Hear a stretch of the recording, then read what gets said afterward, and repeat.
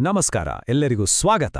Stock market ಅಂತ ಕೇಳಿದ ತಕ್ಷಣ ತಲೆಯಲ್ಲಿ 1000 ಪ್ರಶ್ನೆಗಳು ಶುರುವಾಗುತ್ತೆ ಅಲ್ವಾ? ಆದ್ರೆ ಭಯಪಡೋ ಅವಶ್ಯಕತೆನೇ ಇಲ್ಲ. ಶೇರ್ ಅಂದ್ರೆ ಏನು, ಸ್ಟಾಕ್ ಮಾರ್ಕೆಟ್ ಅಂದ್ರೆ ಏನು, ಅಸಲಿಗೆ ಇದು ಹೇಗೆ ಕೆಲಸ ಮಾಡುತ್ತೆ, ಹೀಗೆ ಮನ್ಸಲ್ಲಿರೋ ಎಲ್ಲಾ ಪ್ರಶ್ನೆಗಳಿಗೂ ತುಂಬಾನೇ ಸಿಂಪಲ್ ಆಗಿರೋ ಉತ್ತರಗಳನ್ನ ಇವತ್ತು ನಾವು ತಿಳ್ಕೊಳ್ಳೋಣ. ಸರಿ, ಹಾಗಾದ್ರೆ ಮೊದಲು ಇಲ್ಲಿಂದ ಶುರು ಮಾಡೋಣ. ಈ ಷೇರುಗಳು ಅನ್ನೋ ಒಂದು ಐಡಿಯಾ ಹುಟ್ಟಿದ್ದೇ ಒಂದು ದೊಡ್ಡ ಸಮಸ್ಯೆಗೆ ಪರಿಹಾರವಾಗಿ. ಅದೇನು ಅಂತ ನೋಡೋಣ ಬನ್ನಿ. ಈಗ ನೋಡಿ, ನಾವೆಲ್ಲರೂ ಕೇಳಿರೋ TCS, ಇನ್ಫೋಸಿಸ್, ರಿಲಯನ್ಸ್ ಈ ಥರದ ದೊಡ್ಡ ಕಂಪ್ನಿಗಳು ಇನ್ನಷ್ಟು ಬೆಳಿಬೇಕು ಅಂದ್ರೆ, ಇನ್ನಷ್ಟು ದೊಡ್ಡದಾಗಬೇಕು ಅಂದ್ರೆ ಅವ್ರಿಗೇನ್ ಬೇಕು? ಖಂಡಿತ ದುಡ್ಡು, ಅದು ಕೂಡ ಕೋಟಿಗಟ್ಲೆ. ಹೊಸ ಬ್ರಾಂಚ್ ತೆರೆಯೋಕೆ, ಹೊಸ ಪ್ರಾಡಕ್ಟ್ ಲಾಂಚ್ ಮಾಡೋಕೆ, ಹೀಗೆ ಏನೇ ಮಾಡಬೇಕಾದ್ರೂ ಅವ್ರಿಗೆ ಬಂಡವಾಳ ಬೇಕೇ ಬೇಕು. ಹಾಗಾದ್ರೆ ಈ ಹಣ ಎಲ್ಲಿಂದ ಬರುತ್ತೆ? ಇಲ್ಲೇ ನೋಡಿ, ಶೇರ್ ಅನ್ನೋ ಕಾನ್ಸೆಪ್ಟ್ ಬರೋದು. ಕಂಪನಿಗಳೇನ್ ಮಾಡ್ತವೆ ಅಂದ್ರೆ, ತಮ್ಮ ಕಂಪನಿಯನ್ನೇ ಸಣ್ಣ ಸಣ್ಣ ಚೂರುಗಳಾಗಿ ಮಾಡಿ ಆ ಭಾಗಗಳನ್ನ ಜನರಿಗೆ ಮಾರಾಟ ಮಾಡ್ತವೆ. ಆ ಒಂದೊಂದು ಸಣ್ಣ ಭಾಗ ಇದೆಯಲ್ಲ, ಅದನ್ನೇ ನಾವು ಷೇರು ಅಥವಾ ಸ್ಟಾಕ್ ಅಂತ ಕರೆಯೋದು. ಇಲ್ಲಿ ಒಂದು ಇಂಟ್ರೆಸ್ಟಿಂಗ್ ವಿಷಯ ಇದೆ. ಏನಪ್ಪಾ ಅಂದ್ರೆ, ಯಾರೇ ಒಂದು ಶೇರನ್ನ ಕೊಂಡ್ಕೊಂಡ್ರೂ ಅವರು ಆ ಕಂಪ್ನಿಯ ಮಾಲೀಕತ್ವದಲ್ಲಿ ಒಂದು ಸಣ್ಣ ಪಾಲುದಾರರಾದ ಹಾಗೇನೆ. ಅಂದ್ರೆ ನಾಳೆ ಆ ಕಂಪ್ನಿ ಒಳ್ಳೆ ಲಾಭ ಮಾಡಿದ್ರೆ ಆ ಪಾಲುದಾರಿಕೆಯ ಬೆಲೆ ಕೂಡ ಜಾಸ್ತಿ ಆಗುತ್ತೆ. ಓಕೆ, ಷೇರು ಅಂದ್ರೆ ಏನು ಅಂತ ಈಗ ಸ್ಪಷ್ಟವಾಯ್ತು ಅಲ್ವಾ? ಆದ್ರೆ ಈ ಷೇರುಗಳನ್ನ ಎಲ್ಲಿ ಕೊಂಡುಕೊಳ್ಳೋದು, ಎಲ್ಲಿ ಮಾರೋದು?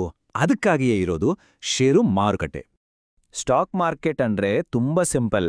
ಇದು ಅಮೆಜಾನ್ ಥರಾನೇ. ಅಮೆಜಾನ್ನಲ್ಲಿ ನಮಗೆ ಬೇಕಾದ ವಸ್ತುಗಳನ್ನ ಕೊಂಡುಕೊಳ್ತೀವಲ್ವಾ? ಅದೇ ರೀತಿ ಸ್ಟಾಕ್ ಎಕ್ಸ್ಚೇಂಜ್ ಅನ್ನೋ ಮಾರುಕಟ್ಟೆಯಲ್ಲಿ ವಸ್ತುಗಳ ಬದಲು ಕಂಪನಿಗಳ ಷೇರುಗಳನ್ನ ಕೊಂಡುಕೊಳ್ತಾರೆ, ಮಾರಾಟ ಮಾಡ್ತಾರೆ. ಅಷ್ಟೇ ವ್ಯತ್ಯಾಸ. ನಮ್ಮ ಭಾರತದಲ್ಲಿ ಈ ಖರೀದಿ ಮಾರಾಟಕ್ಕೆಂದೇ 2 ಮುಖ್ಯವಾದ ಅಧಿಕೃತ ಎಕ್ಸ್ಚೇಂಜ್ಗಳಿವೆ. ಒಂದು NSE ಅಂದ್ರೆ ನ್ಯಾಷನಲ್ ಸ್ಟಾಕ್ ಎಕ್ಸ್ಚೇಂಜ್, ಇನ್ನೊಂದು BSE ಅಂದ್ರೆ ಬಾಂಬೆ ಸ್ಟಾಕ್ ಎಕ್ಸ್ಚೇಂಜ್. ಇವುಗಳ ಕೆಲಸ ಕೊಳ್ಳೋರು ಮತ್ತು ಮಾರೋರನ್ನ ಒಂದೇ ಜಾಗದಲ್ಲಿ ಸೇಫಾಗಿ ಒಟ್ಟಿಗೆ ತರೋದು. ಹಾಗಂತ ಈ ಇಡೀ ಮಾರುಕಟ್ಟೆ ಅಡ್ಡಾಡಿಡಿಯಾಗಿ ನಡೆಯಲ್ಲ. ಇದರ ಮೇಲೆ ಒಂದು ಕಣ್ಣಿಡೋಕೆ, ಎಲ್ಲವನ್ನೂ ಕಂಟ್ರೋಲಲ್ಲಿಡೋಕೆ ಅಂತಾನೆ ಒಂದು ಸಂಸ್ಥೆ ಇದೆ. ಅದೇ ಸೆಬಿ ಅಂದ್ರೆ securities and exchange board of India. ಈ ಮಾರುಕಟ್ಟೆ ಸುರಕ್ಷಿತವಾಗಿ ಮತ್ತು ಸರಿಯಾಗಿ ನಡೀತಾ ಇದೆಯಾ ಅಂತ ನೋಡ್ಕೊಳ್ಳೋದೇ ಇವರ ಕೆಲಸ. ಸರಿ, ಈಗ ಅತೀ ಮುಖ್ಯವಾದ ಪ್ರಶ್ನೆಗೆ ಬರೋಣ. ಈ ಷೇರುಗಳ ಬೆಲೆ ಹೇಗೆ ನಿರ್ಧಾರವಾಗುತ್ತೆ? ಯಾಕೆ ಅದು ಕ್ಷಣಕ್ಷಣಕ್ಕೂ ಮೇಲೆ ಕೆಳಗೆ ಹೋಗ್ತಾ ಇರುತ್ತೆ? ಒಂದು ಷೇರಿನ ಜರ್ನಿಯನ್ನ ನಾವು 3 ಸಿಂಪಲ್ ಸ್ಟೆಪ್ಸ್ನಲ್ಲಿ ಹೇಳ್ಬೋದು. ಫಸ್ಟ್, ಒಂದು ಕಂಪನಿ ಮೊದಲ ಬಾರಿಗೆ ತನ್ನ ಷೇರುಗಳನ್ನ ಮಾರಾಟಕ್ಕಿಡುತ್ತೆ. ಇದನ್ನ IPO ಅಂತಾರೆ. ನೆಕ್ಸ್ಟ್, ಆ ಷೇರುಗಳು NSE ಅಥವಾ BSEಯಲ್ಲಿ ಲಿಸ್ಟ್ ಆಗಿ ಟ್ರೇಡಿಂಗ್ಗೆ ಸಿಗುತ್ತೆ. ಆಮೇಲೆ ಯಾರು ಬೇಕಾದ್ರೂ ಬ್ರೋಕರ್ಗಳ ಮೂಲಕ ಅದನ್ನ ಕೊಂಡುಕೊಳ್ಳಬಹುದು ಅಥವಾ ಮಾರಬಹುದು.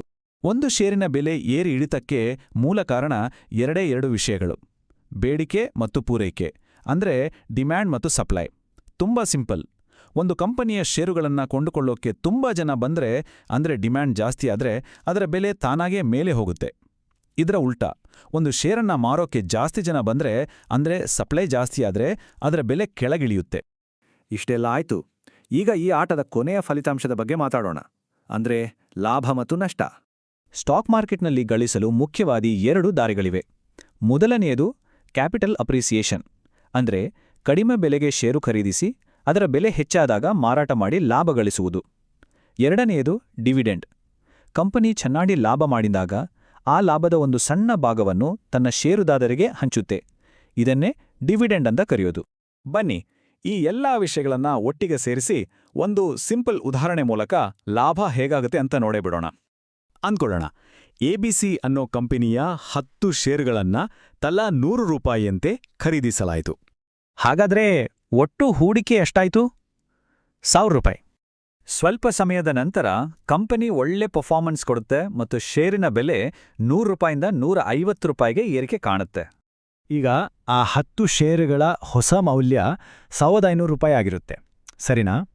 ಹಾಗಾದ್ರೆ ಸಿಕ್ಕ ನಿವ್ವಳ ಲಾಭ 1500 ಮೈನಸ್ 1000 ಅಂದ್ರೆ ಪೂರ್ತಿ ₹500.